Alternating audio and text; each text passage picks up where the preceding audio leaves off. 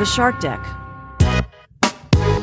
I'm Johnny Mac with your daily comedy news. Did you hear about the bank crisis? Stephen Colbert said it's pretty bad when the very first time you ever hear of a bank is when they're going out of business. Jimmy Fallon said Biden tried to put everyone at ease. He said, don't worry, I got through the first Great Depression. I'll get through this one. Fallon again. In response, Trump said, it's times like these where we need a president with experience of multiple bankruptcies.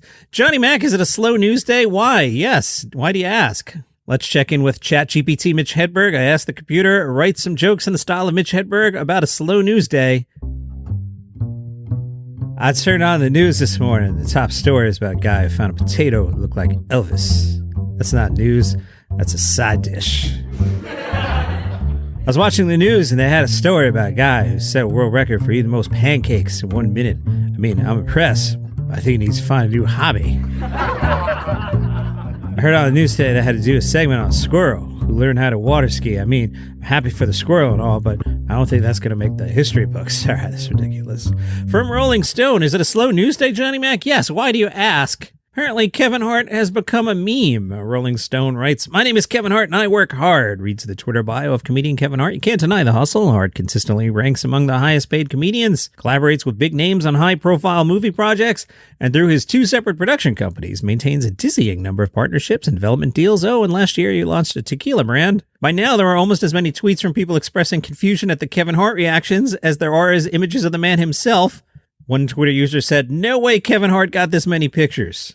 Another tweeted, these are like the new age stock photos. A third said there's a picture of him doing everything. Anyone who complains that the concept isn't funny can expect to be bombarded with Hart pics in their replies. Truly, there's no escape. Even Kevin Hart is confused. He asked on Instagram, can somebody tell me why I'm trending? I got endless memes being sent to my damn phone from a bunch of my dumbass friends. This seems to have started back in December. A picture of Hart raising his hands to the camera went viral. It's as if the picture says, don't blame me or take it easy. Rolling Stone quotes body language and emotional intelligence expert Dr. Jack Brown, who says a comedian will use melodramatic, hyperbolic body language as a way to prime their fans' tendency to default into laughter. So that's why you laugh at the Kevin Hart meme. Is it a slow news day? Why do you ask? From Kotaku. AI Seinfeld is back on Twitch, baby. But without Seinfeld, parentheses, and fans are upset, close parentheses. All right, what's going on here? Remember the AI Seinfeld told you about, I think it was like 3 weeks ago? Well, they brought it back, but no more Larry Feinberg. Larry Feinberg was the fake Jerry in what they are now calling season 1. Larry Feinberg is gone. The new lead is Leo Borges, a glasses-wearing guy who still kind of sort of looks like Seinfeld. But instead of being a stand-up comedian, Leo is a blogger who starts every episode by writing a post on his website about a totally random subject. One time, he blogged about the philosophical meaning of the early bird gets the worm. Another time, he posted about his desire for crispy bacon. More bad news. It's not just Larry who's different. The first season's Kramer, who was named Zoltan, is now Nick Sterling. Boy, vanilla, huh? And Elaine has become Kelly Coffey. George is now Manfred Freeman, but has not yet made an appearance in season 2. As I record this, the laugh tracks are still present. The characters still hang around the apartment. But now the characters seem to mostly talk about a pizza place they never actually visit. One Twitter user said, I don't know, man, it feels like the soul has been sucked out, and this is some cheap knockoff. Johnny Mac, is it a slow news day? Yeah, why do you ask? TheThings.com wrote, what is Jerry Seinfeld like in person? Fans have conflicting views.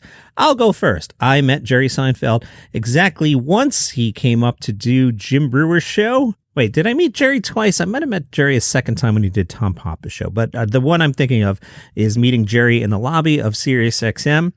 Jerry is fine. He's not looking to be your friend. He's not looking to hang out with you. He's not rude. He's aloof in the way that you probably would think he's aloof. You know, he shows up and you go, hey, Mr. Seinfeld, how you doing? Hey, all right. You know, he doesn't want to be bothered, doesn't want to hang out, doesn't want to be your friend, but he's not a jerk. One civilian who met Jerry Seinfeld said, I met Jerry this year. He was a guest at my hotel. He's got a very dead-on attractive confidence that makes some people think he's too arrogant. He's not. He's just confident. Another civilian said, I have never met a soul more entrenched with the idea of spreading fun. He loves smiling and making others laugh. It's as if though he's always on stage. I became his fan after meeting him. That was not my experience, but I'm glad you had a good time with Jerry.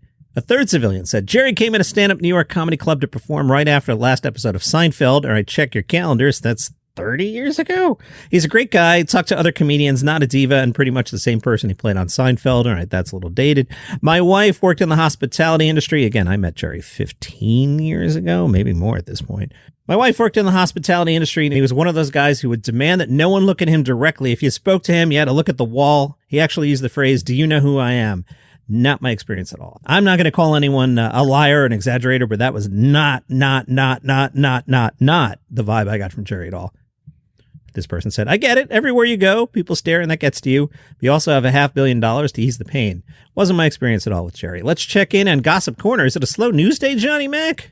Eliza Schlesinger turned 40. How did she celebrate? We had kind of a rave at a warehouse with like 80 people. It was awesome.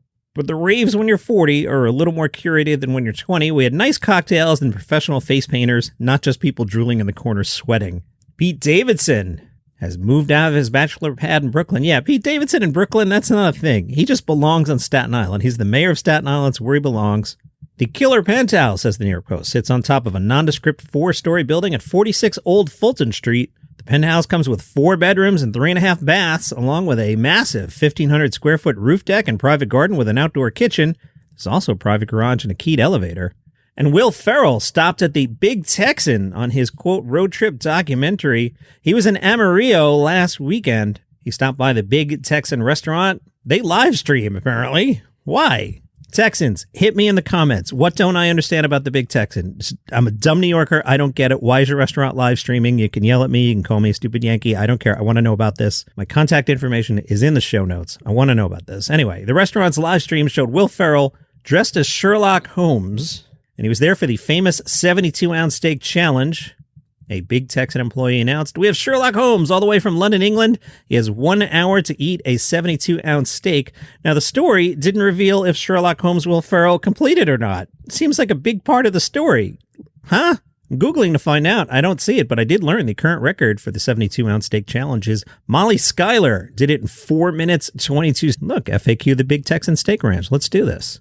Does the Big Texan take reservations? No. Is there truck parking? Yes. Can I order to go? Yes. How much is the steak if I don't finish it in time? $72, including tax. Can I order the 72-ounce steak and not do the challenge? Yes. However, the price is higher than the challenge price. Do I have to eat all the sides as well as the 72-ounce steak? Yes. To complete the challenge, all sides must be finished in the hour as well. Can I bring my dog? Service dogs are welcome. The Big Texan asked that all other furry friends sit outside at the beer garden. Here's an FAQ. I really haven't clicked on it yet. The question, how big is a 72-ounce steak? The answer, 4.5 pounds of top sirloin. See, I would have gone with 72 ounces. Oh, look, here's the live stream. I'm going to click on it now. Alrighty, I see a grill and a table, and no one seems to be sitting there, but it's in the morning as I record this. See somebody grilling up some steaks. This is kind of fun. If it's a slow news day where you are, bigtexan.com. Now, they also have a YouTube live channel. Anyway, a guy named D'Angelo and his wife Erica were at Starbucks, and a friend messaged them and said, "Hey, Will Ferrell's at the Big Texan." So they headed straight to the restaurant, hoping to catch a glimpse of Will Ferrell. D'Angelo posted on Facebook, "Will Ferrell is in Amarillo."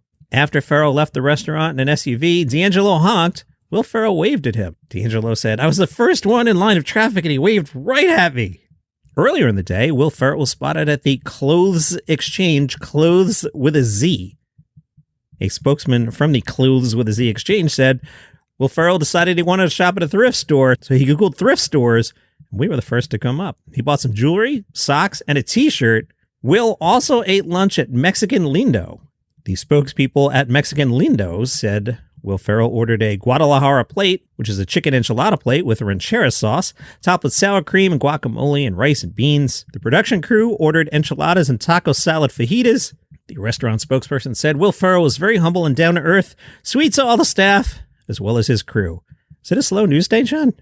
Welcome to How to Tickle Yourself. I'm your host, Duff McDonald. And I'm your co-host, Matt McButter. We'll be talking to people who specialize in different ways of inhabiting their own consciousness, from artists to yoga teachers to scientists. We've even got a professional magician. We're going to ask them questions like, what is consciousness? Why does it tickle? And what is magic anyway? Is it just card tricks, or is it the fact that your little speck of consciousness is part of a perfect possibility machine? Find us wherever you get your podcasts and at storicmedia.com.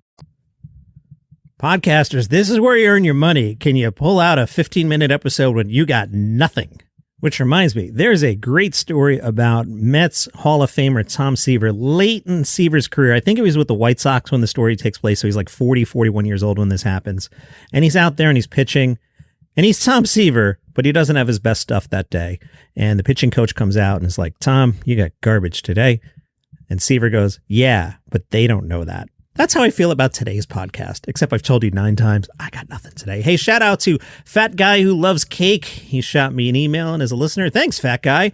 And also to Richard, who shot me a note over the weekend. And Richard is a premium subscriber on Apple Podcasts. So I have finally found out the name of one of the Apple premium subscribers. And that reminds me to plug how you can support the show. There are 2 ways. 1, go to Apple Podcasts. They'll put the option under your nose. You become a premium subscriber like Richard did, for $5 a month, or there's an annual thing. You can do $50. They'll give you the whole year. You get the episodes early and commercial free. So say there was no news at all and you're like, I can't wait till tomorrow to find out there's no news at all. I need to know that today. You would get the episode early, right? So thank you, Richard, for doing that. You can also go to buymeacoffee.com. Oh, I have my prop today. Buymeacoffee.com/daily comedy news. You throw a couple bucks in the tip jar. I will take your money. I go to the National Donuts chain and I pick up my large iced coffee with caramel and almond milk. Wait, did I accidentally switch back? No, I didn't. Okay. Sometimes I have to restart on the app and I mess up and I go back to regular milk and then I'm like, I feel kind of blah today. And that's why.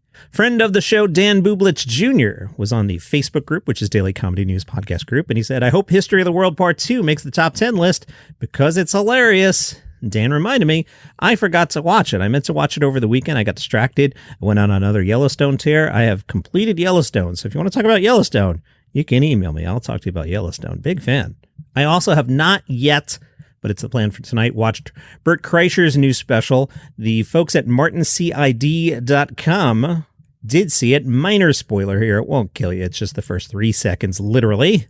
And they write, Bert Kreischer, spoilers, introduces himself to the audience with a pint in hand and with his shirt on. That barely lasts 3 seconds. Bert Kreischer has the audience eating out of his hand from the get-go with his jokes about underwear that snags on things and his jokes about bumpkins.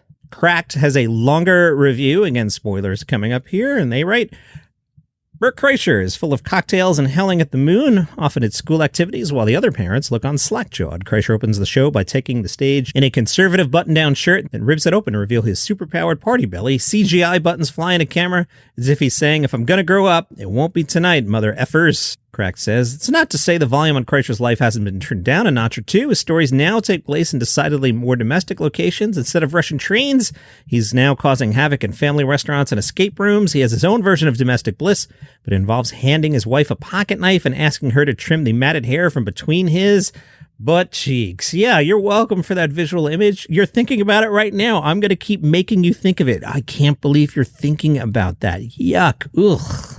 You're still thinking about it, aren't you? Move on, Johnny Mac. If anything, Bert Kreischer's new special seems to say he's invited his wife and kids to the party. But honestly, the source material is straight out of Jim Gaffigan, with just more F-bombs and alcohol. Wow, interesting. At last week's Power of Comedy event, Mike Lawrence was one of the hosts along with Nick Thune. And he joked he had to show more ID when registering to get his South by Southwest conference badge than he would have to buy a gun. The joke, in Texas, it's harder to get a festival badge than to get a gun. Go to a gun store and tell them I hate Jews, you get a gun. Go to the registration and say, I'm an artist, they'll question you. Eric Andre was there and he picked up the Cult Favorite Award and said, I've been trapped on Adult Swim for over a decade. You guys got to get me out of there. I need to start making more than $300 a week. The sponsor of the evening was Inspire Brands, which is the parent company of Arby's, Sonic, Dunkin', Buffalo Wild Wings, Jimmy John's, and Baskin-Robbins. I tell you that to set up this joke from Patton Oswalt, who said, I'll keep this brief because I have to go accept the People Magazine Chips Ahoy Flamin' Hot Cheetos Comedy Vanguard Award over at the Velveeta Room. that's your comedy news for today. I'm going to do the CGI thing from Vulture that I started and haven't gotten back to. But look at the clock. Look how much I made out of nothing today. That's like 41-year-old Tom Seaver going 6 1/3 with 2 hits and having nothing. I'm proud of myself. I'm getting out on top. See you tomorrow. Hello, I am Mark Francis, host of a daily podcast about the British royal family called Palace Intrigue. Did you see what Meghan Markle did in her latest documentary? Or what Prince Harry said in his new book? Well, the kings and queens and princes and princesses are ready to explode. Andrew is ready to implode. Royal sources are jumping at the bit. The in-laws just can't stop. The UK tabloids are about to burst. Americans can't get enough. The kids can't get any cuter. The press can't get any uglier. And Wills and Kate? Well, they're just wonderful. Get your daily dose of gossip and news from the world's most royal family. Follow Palace Intrigue on Apple Podcasts, YouTube, or wherever you get your shows.